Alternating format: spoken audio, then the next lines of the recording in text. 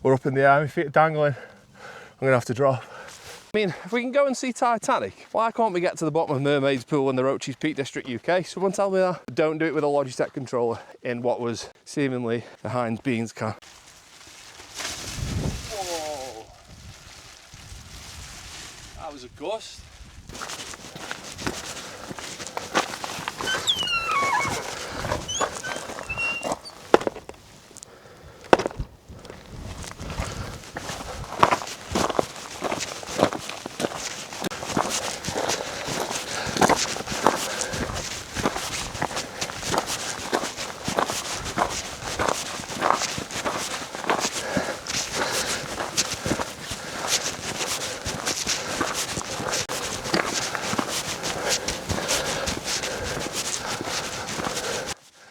And boom, welcome back to another video.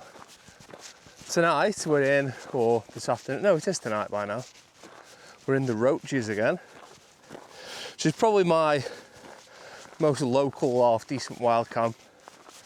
To a place we have been before, but it's the first place I ever wild camped, but I didn't record it obviously way back then. Say way back then, it was like 2 years ago. We're out in the Scarp 1 Ultra, which I haven't actually used properly yet because it let us down in Scotland. And we have got a Candy with Andy episode and a new type of stove that I've never used before, so stick around. Why have I just said that in that fashion? That up there is a place called Hen Cloud, but we're going up and over that way. Can't see where we're camping at the moment because it's obviously over the top of there. Can I do this one-handed? Oh, yeah, we can.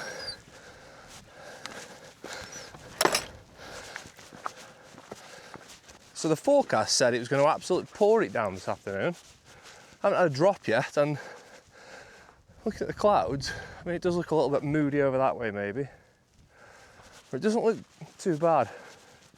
But I was up for a bit of rain to give this Scarp 1 Ultra a proper test. Also, it's not a very far walk today. It's like 40 minutes maybe. It goes up dead steep for like 200 foot, and then it's quite easy. Once you've got this bit over with, it's a really nice walk. If you ever get the chance to come to the Roaches, such a nice walk. No, actually, where I'm going, I've never recorded, but we have camped on the Roaches before when we went to Lud's Church in the snow, and we did camp at the top of the Roaches near the trig point. But we're going to be a bit further between us and the trig point is where we're going to stop tonight. So this is the climb. As you can see, it's nothing too drastic, which is nice because I've got a bit of a sore right knee actually. But now I've talked about the weather, that does look a little bit gloomy, but the rest of the sky looks okay. Oh no, it's raining over there. Look, you can see the rain in the distance that way. But the rest of it looks okay.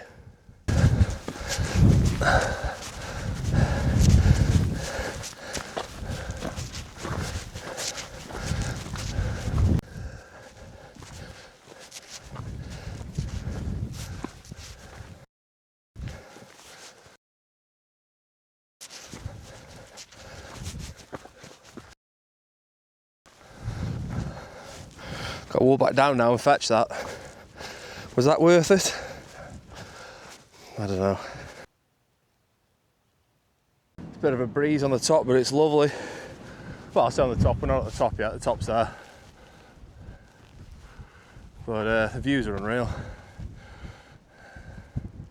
That's Rudyard Lake there.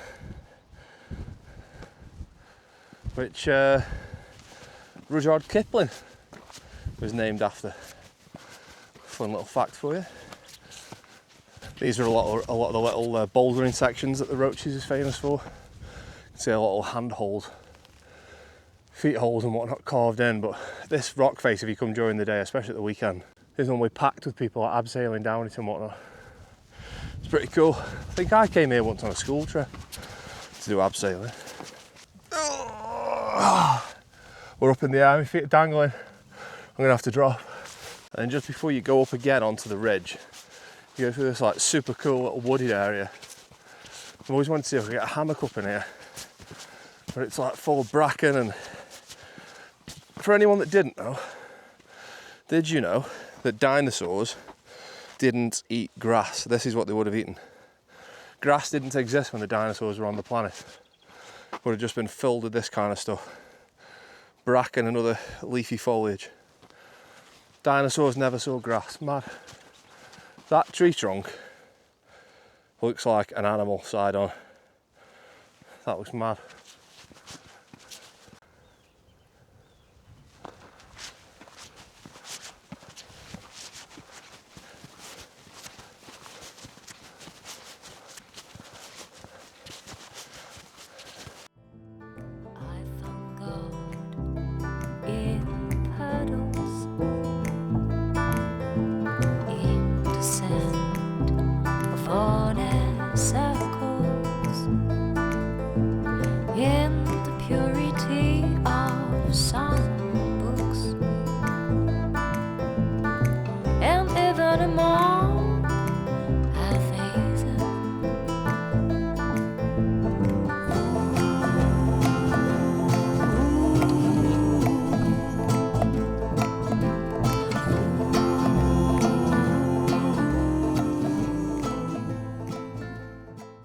I've just done a bit of drone flying properly for the first time, and it looks okay on the display, so hopefully I can get a bit in the video. I mean, if it'll be after, it'll be before this clip if I put it in. So what I've just said is a bit pointless really. So that's good. Check out these views over the ridge though. Oh, there's a little bird there. You all good, dude? See him popping his head up. He's brave, isn't he? Oh, he's got. Look at these. Whoosh! That sky is unreal.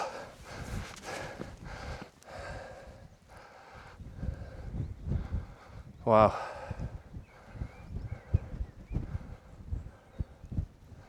Wowza. I mean, it's not terrible the other way either. Not quite as pretty, mine. A bit more marshy and what looks boggier.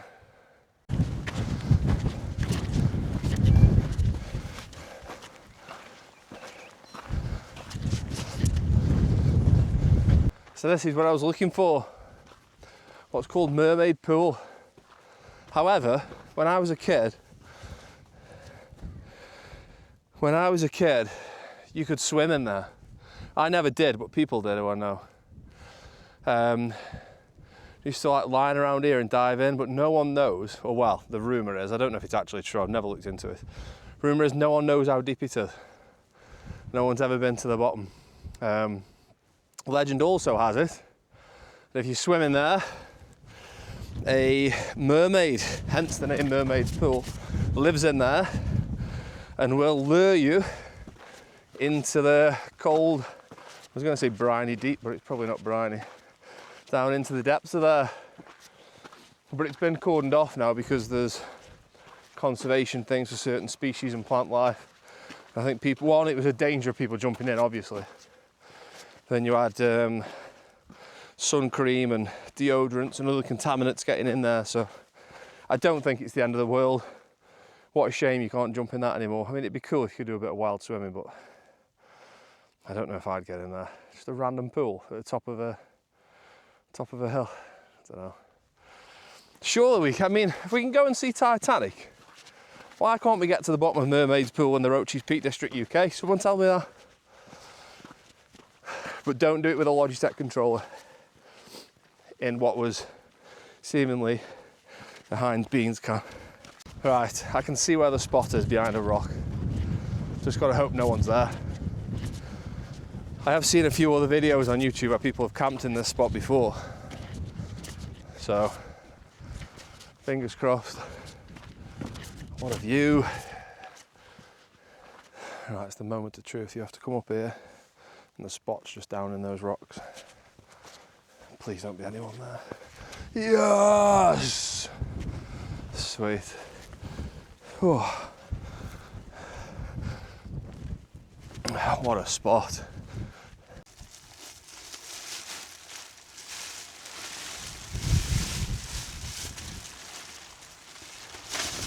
Whoa. That was a gust.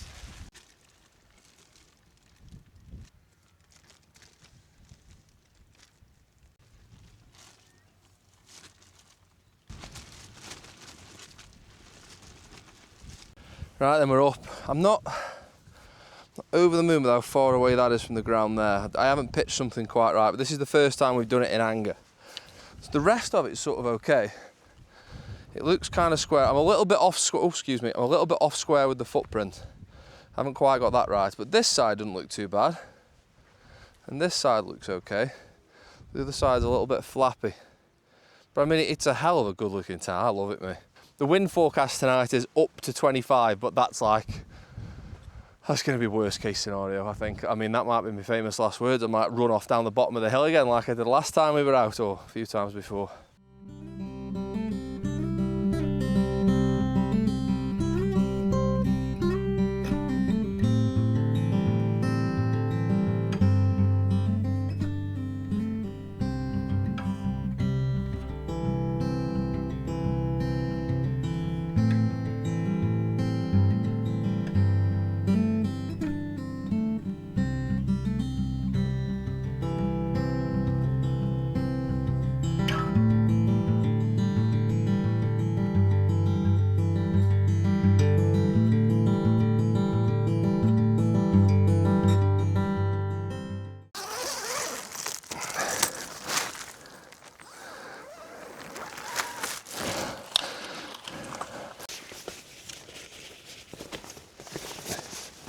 I haven't said this yet, but it's Father's Day tomorrow, and me and the kids and Laura are going to Warwick Castle. So I do need to be back at a somewhat reasonable time, so I wouldn't be opposed to, as soon as it goes dark, getting my head down, really. I think with this wind being slightly worse than I thought it was going to be, I think I am going to put the crossing poles in just to give them a test. There's no harm, there's no negatives from putting them in, just the time to do it, and it's not like I'm in a rush, so I'll put the crossing poles in and see how they fare, I think. Might as well give it a full test. Rubicon black cherry and raspberry. I mean, I do like cherry flavoured things.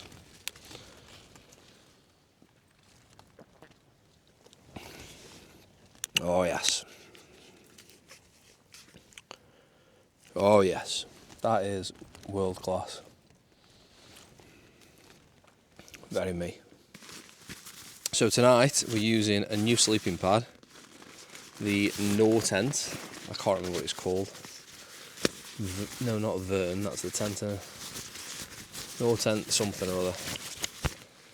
Torv. Nortent Torv. I haven't used it yet. I've blown it up obviously, but I've not actually used it. What's cool is the bag that it comes in is actually the inflation sack as well. But I won't be using that because I brought me pump with me, which should be in my blue electronics bag. If you ever go camping, I'm telling you now, organise your stuff in dry bags in different colours. I know blue is electronics, I know green is cookery stuff, I know the bright green is a towel. Definitely do that, makes life a lot easier. Right, I think we'll get this blown up. I might as well, there's no point not blowing it up, like I'm just here now. It's not, I mean, it's not cold on this, but I mean, it might as well blow it up. It might as well be comfy, aren't there? There's a lot of wind coming in down that end, blowing the bottom of the tent up. So I'm going to go and try and tighten that end up as well, I think. It's just blowing like underneath the fly sheath. Just whilst I'm thinking about it, one of the really cool things with this tent is this adjuster here. So you can adjust the vestibule. So you can have loads of vestibule space if you want. Or you can pull that back across and it'll pull the bottom of the tent across, you know, that way, and it pulls the vestibule back out, so you've got way more inner room, but obviously you lose some vestibule space. I think that's a really cool feature. There's a few more tents I've seen recently that have got that on, but it's just a slider there. Just lift that side up, or go lift that side up to go that way. Cool feature.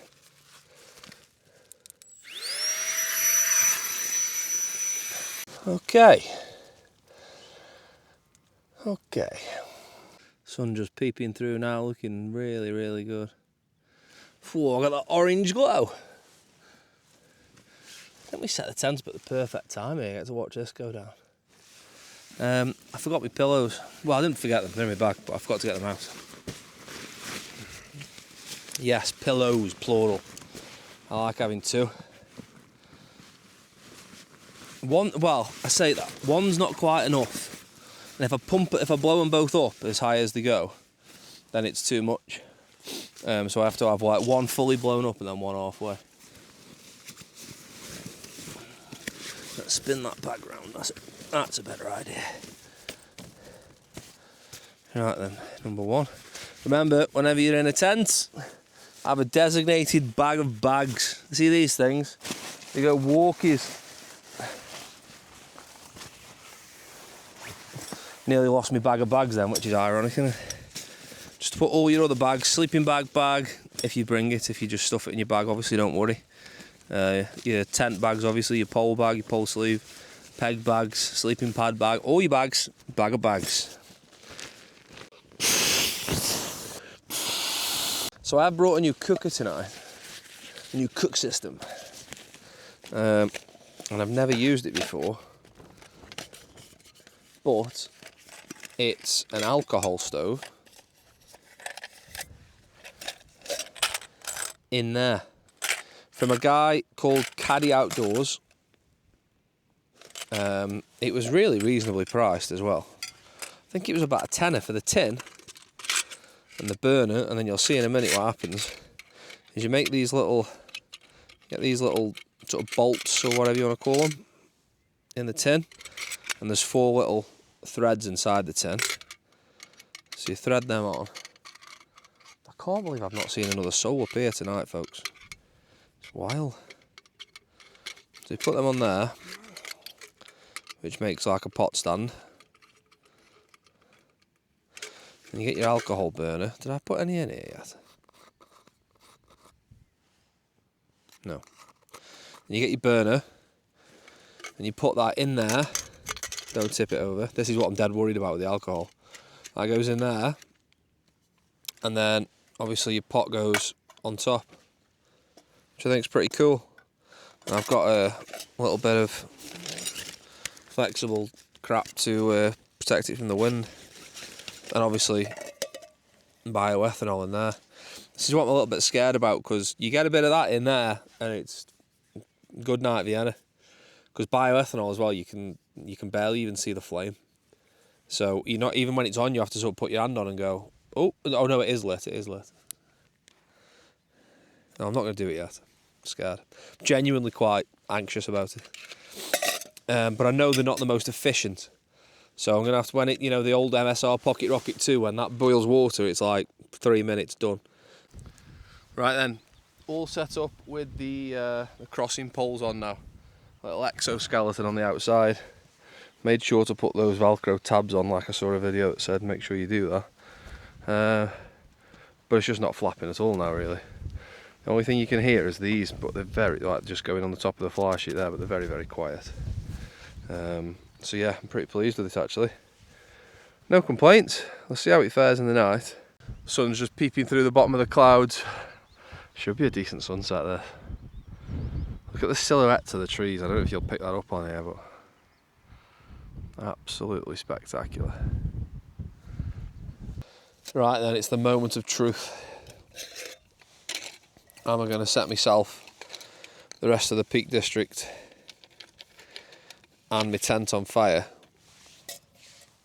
or am I going to be an alcohol stove convert? That's the question. Alcohol in the stove. Oh, it stinks, man. You know how much do you put in? Oh, it's gone round the base of the metal. Is that good? Oh, I've got it on my hands. You know what? I don't think I like this, just because I'm that anxious about it. Right, where's my lighter? I guess the stuff that went in the bottom of the tin will just burn away, right? Right, that's in. That's very much in.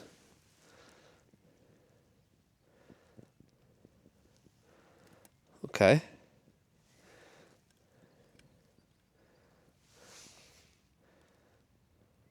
Okay. I mean, have a look.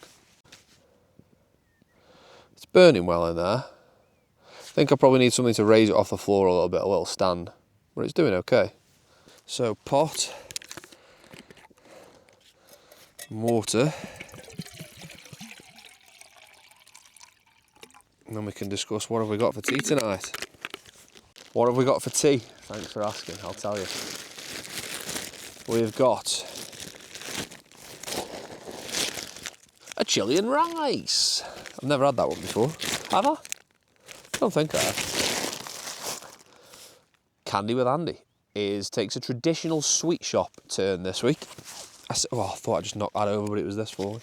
I say this week. In fact, let me pop you down a bit. You can probably see the stove there.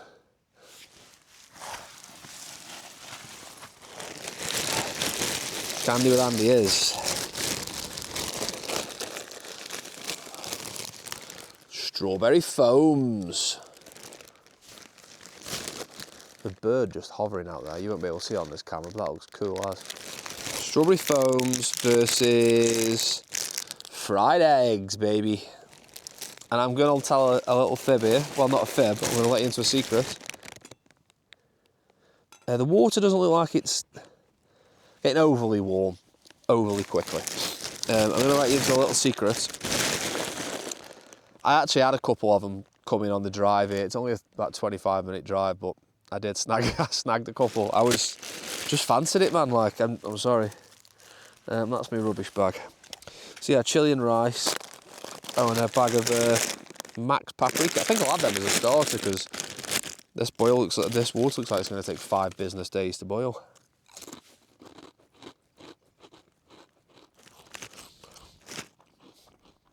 They're so good.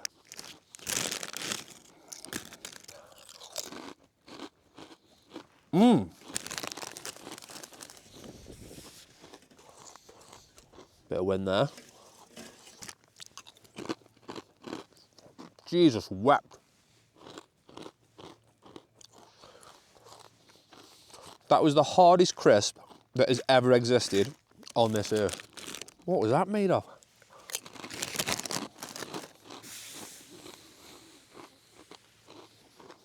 What a night, man.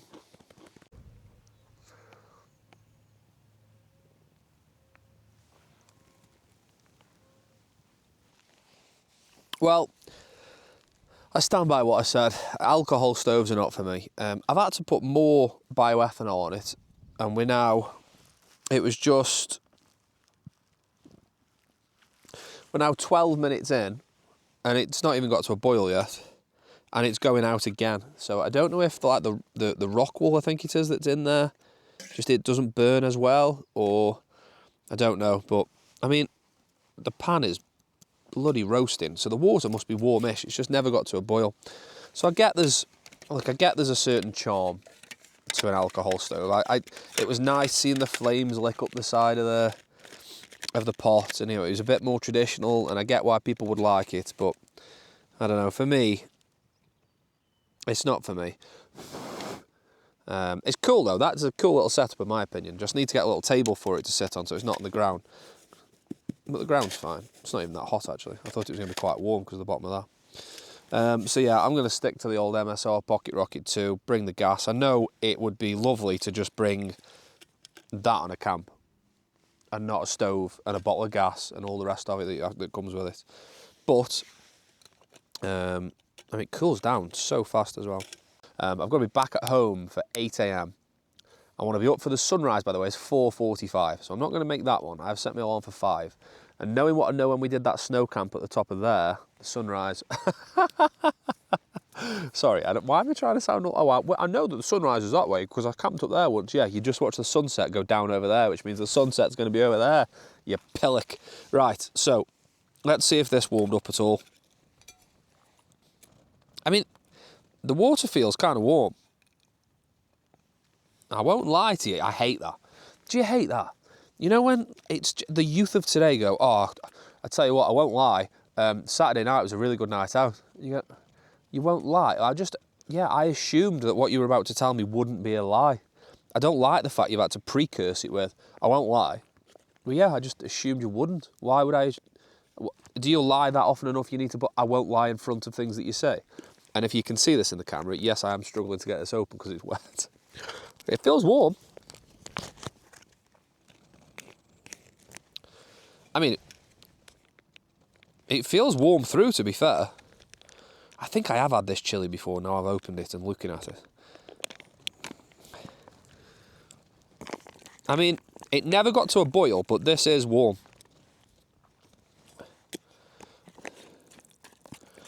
Let's see how warm it is. I mean, that's pretty warm. That's weird. I wonder if it would have got to a boil if we didn't put this in. But Wayfarer, chili and rice. This is good, this. I mean, I wouldn't serve that up in a restaurant, but in terms of warm, stodgy, flavoursome food, flavourful? With food with flavour, when you're camping, I rate Wayfarer. Wayfarer, if you're watching, out of the 100 people that might watch this video, Wayfarer, get in touch, man. I'll champion your brand because I think they're good.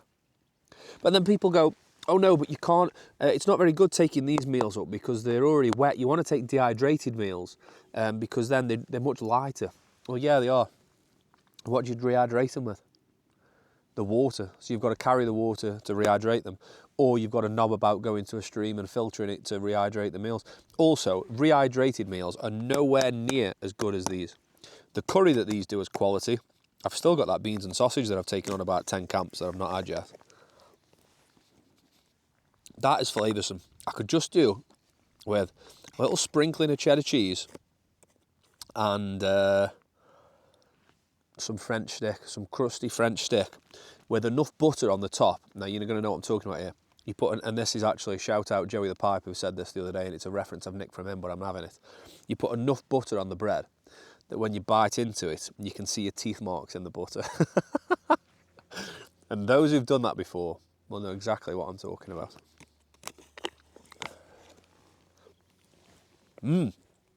Oh, it's candy with Andy. Let's get candy with Andy done. I just say, as I say, the last of the light. Remember that rain that I said was going to be pretty bad? It was supposed to rain by 10 p.m. As we've discussed, nothing out there, but this cloud above me looks pretty rough, and the clouds are coming this way, and over there is 100% pouring down. So I think we're going to get a chunk of rain in the night, but that's okay. I'm assuming this is pretty waterproof. But yeah, we'll get a decent amount of rain. I just need a good night's sleep because I'm at Warwick Castle all day tomorrow. Anyway, right. Strawberry foams versus fried eggs. What flavour are fried eggs? They're not egg flavour, are they? So what are they? Right, fried eggs, I'm going in with 2. I'm sure they're like a lemony flavour, these. Whatever Sunshine Sweets since 1996 is. Frequent eating of sweets and sugary snacks may lead to tooth decay.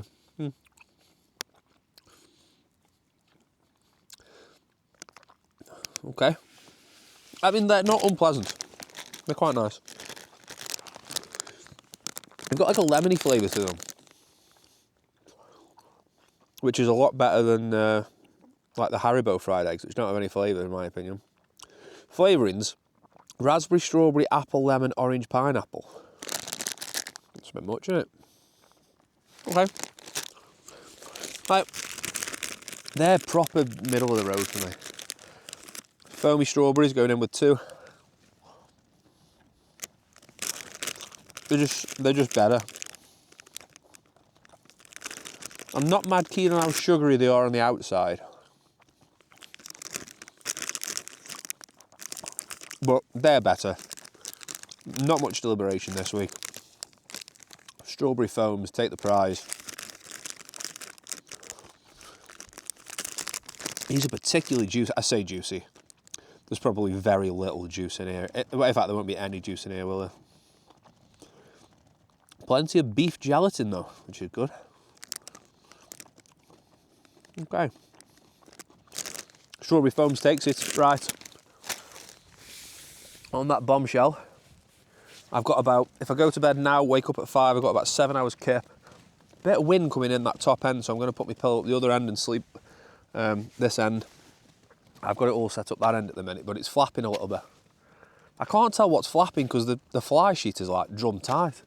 But obviously something's flapping, so I'm going to go investigate it and I'm going to get my head down. But I have got Troy downloaded on my phone and I've never watched Troy before, so I might stick that on for half an hour to fall asleep to, but I'm going to investigate that flapping first, I think.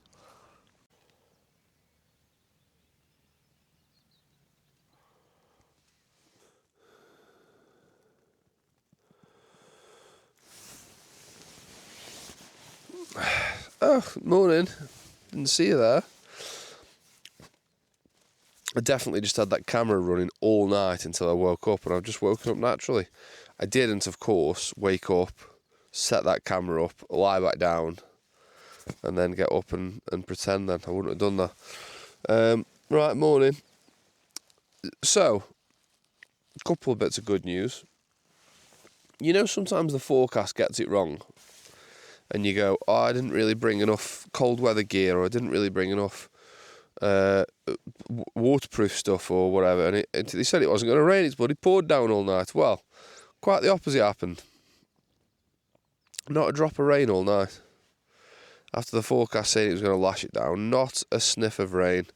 Barely wind. The forecast on the Met Office and on Mountain Forecast said it was going to be gusting up to 25. Not a breath of wind. I mean, there was the odd gust, but it was like probably 10 or 15 tops, but it was like once every 25 minutes or something. So yeah, pretty calm night in the end. Time, thanks for asking, is 5:04. Next thing to check is, have we got a cool sunrise or not? Although I like to play a game before I open the fly sheet to say, do we think there is one or not? And I'm pretty confident there isn't going to be one because it's not remotely bright. It still looks pretty dull. And sunrise was 15-20 minutes ago, so it should start being bright by now. Drum roll, please.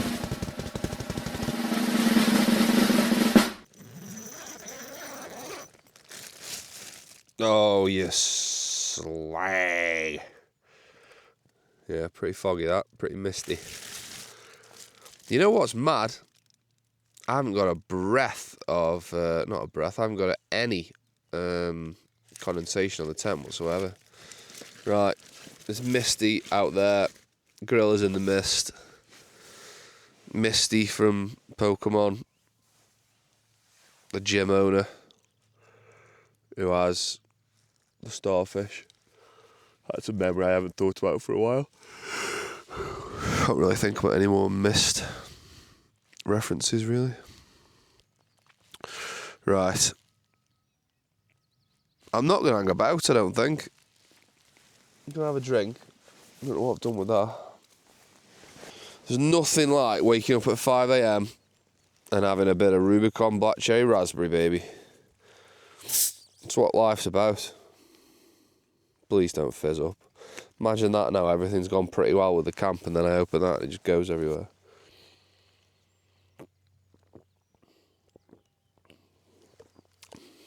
Honestly, that is banging. That is so nice. Shout out Rubicon. Right. Yeah, I'm going to get packed up and just not hang about. Laura doesn't think I'm going to be able to make it home for 8 a.m. So, I'm going to make sure I prove her wrong. That'll be a nice little win. Stroll win. Told you so. Right. Let's get packed up. Tent's done well though, as you can see. I mean, I say it's done well. I could have come up here in a human-sized plastic bag and it would have been fine. Look at that mist blowing up in the wind. You see that? I don't know if that's catching up it's catching by the camera, but you can see it blowing up through this gap here. That was cool. It's a little bit cold this morning and I haven't got another coat, so I want to get, I mean, it's not that cold, but when I get moving, I think we should be okay. Oh, it looks spooky down here, look at this. That's mad, isn't it? Just a pure drop. Like, bounce, bounce, bounce. So we've got to walk, yeah, we've got to get down to that level and then walk across that way. Oh, right, let's get going, come on. Hay fever is absolutely horrendous this morning. Sneezed about 35 times. You know what I can't get out of my head? You know the song from Les Miserables that goes, "Can you hear the people sing, singing the songs of angry men?" I can't stop singing that, and I don't know why. Do you hear the people sing, singing the songs of angry men? Because I've only ever seen Les Mis, as they call it, once in London, when I went with me and Laura's 10-year anniversary last year, and I've seen the film with Russell Crowe once, but not any time recently. So I don't know why I'm singing that. There's some banging tunes in there though, you know. If you've never seen Les Miserables and you think, oh, I won't like that, it is quite good. There's some great tunes. At the end of the day, a new day is dawning. At the end of the day, you're another day older. That's a good tune. The only thing is, which I think I wasn't overly keen on, excuse me, is every single line in that film is sung. So even if there's a line where someone's asking someone if they've had a good day, it's all like mad dramatic. They're like, "Have you had a good day, sir? Yes, I have of you." It's all a bit like that, which sort of just makes the dramatic times feel not as dramatic, because everything's dramatic. Do you know what I mean? So when something mad actually happens, it doesn't feel as mad, because they're just asking if someone's had a good day in a really like intense tone. Are you with me? But if you're not, I'm not into musicals really, although it's got some banging tunes in there. Anyway, I'm not here to advocate for Les Mis. I just don't know why I'm waking up singing, "Can you hear the people sing, singing the songs of angry men?" Do you hear the people sing, singing the songs of angry men? I don't know why I'm singing that, but it's really stuck in my head. I might put it on Spotify whilst I'm packing up to really affirm it. And sing it on the way down, but shout it really loud. You can when you're up here, you know, when you're just up on a hill, on a mountain. This isn't a mountain, because this is 50 metres or 60 metres smaller than officially called a mountain. I think mountain, it has to be over 605 metres, and this is 550. You can just shout what you want, because no one can hear you. Unless, because it's foggy, there's a random trail runner on the way up the hill that you can't see, because visibility is only about 20 metres. And then when he gets up the hill, he starts really getting worried because there's someone shouting Les Mis songs at the top. That's a possibility. Sleeping pad, really good, really comfy. It's R7, I believe. I think it says on here, doesn't it? No, it doesn't. I think it's R7 or 7R, which is why it's called the Torv 7. But extremely comfy. I did have it a little bit overinflated for the first couple of hours, and then when I woke up for a week, I did deflate a little bit. But it held air, no problem. It didn't leak. Obviously, it wasn't cold, but it is rated 7R or R7, sorry, and I've got one of them underneath, so I'd be surprised if you felt the cold, really. But I like it. I like the colour, but I know that's not an important factor when deciding a sleeping pad. But I like it. I like the design as well, and I like the fact that it comes in this bag, which is also a pump sack as well. But it's quite small. I haven't packed it up particularly well there, but it's really small as well. Yeah, pleased with that.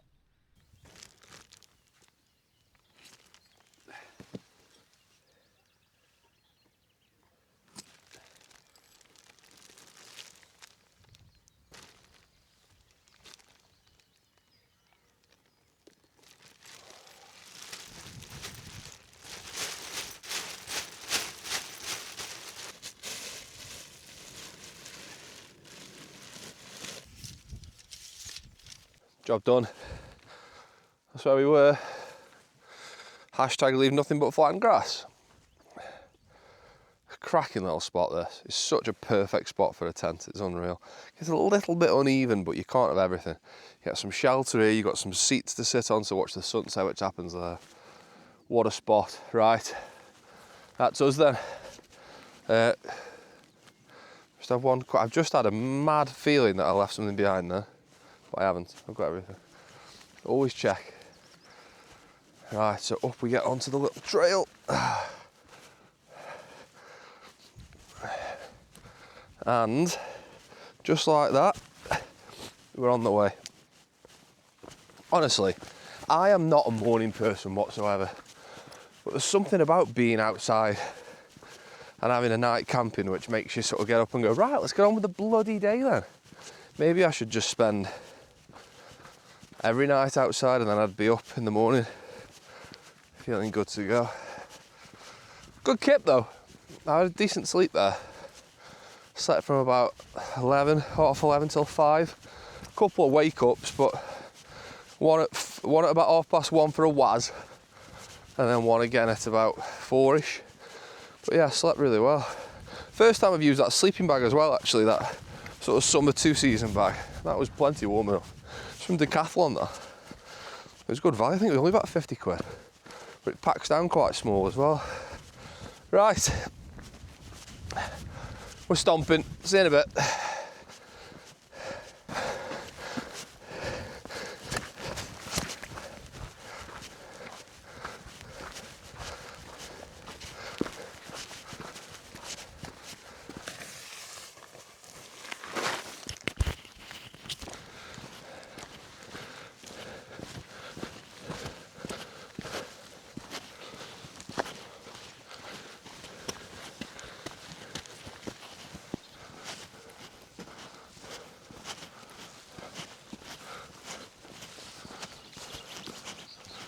I can see the car, I don't know if you'll see it on the camera, but there's a red roof down there.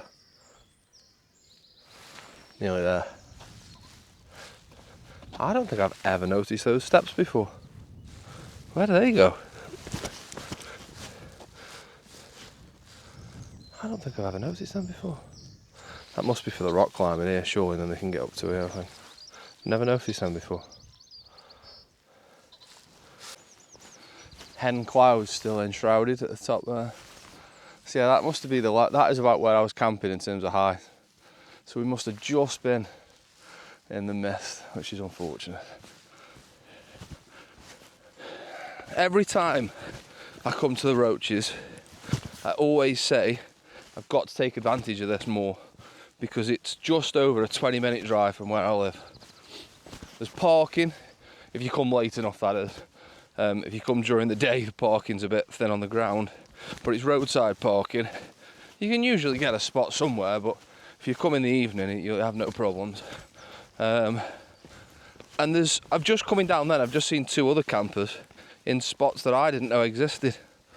One which was especially interesting, which was when you get to the top of the wooded area, you turn right, which I've never been. But that path must come down there then. We came through this gap here. That path, instead of turning right through the woods, that path must come down that way.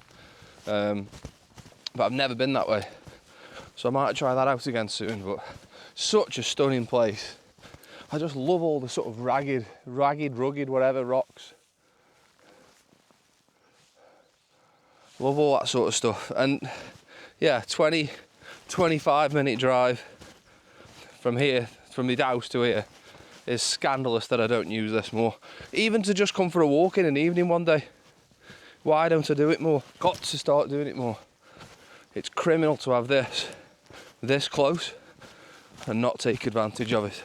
There's people who have to drive an hour, sometimes more, to find a place to camp or to find a place to have a decent walk. And this is literally on my doorstep. Well, it's not on my doorstep, it's a 20-minute drive, but what's a 20-minute drive between friends? Right, lads, and ladies, and for those of you who feel largely ambivalent,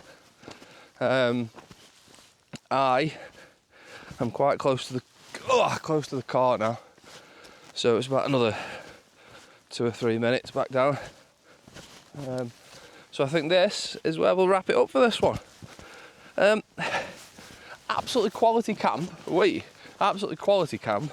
Not sure it translates into a great video, because not a great deal happened. There was no rain, there was no wind, which is what I know most of you YouTube camping fiends enjoy.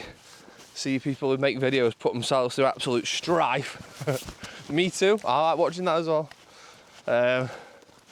So I don't know how we title this to make it sound appealing, but you won't worry about that, because if you've clicked on it by this point, you're not really bothered about that. But it was still really, really good. Scarp, it was fine. It was a bit of a tricky pitch, I probably need to practice it a little bit. And there was zero condensation, probably because it's quite a warmish, mild night. And there was a bit of wind blowing through perhaps. That always helps. But the length of it's absolutely quality. With having those vertical ends, it's so good to not touch the other end. And then, yeah, the Nortent Torv was brilliant as well, comfy. I did have it a bit too inflated to begin with, but it was comfy by the end of it. And just before I go, we've just encountered some pals by the gate. Had to rescue your cousin a few months ago. Ram you. Right, on that note, all the best, sheep. I'll see you on the next one. Cheers.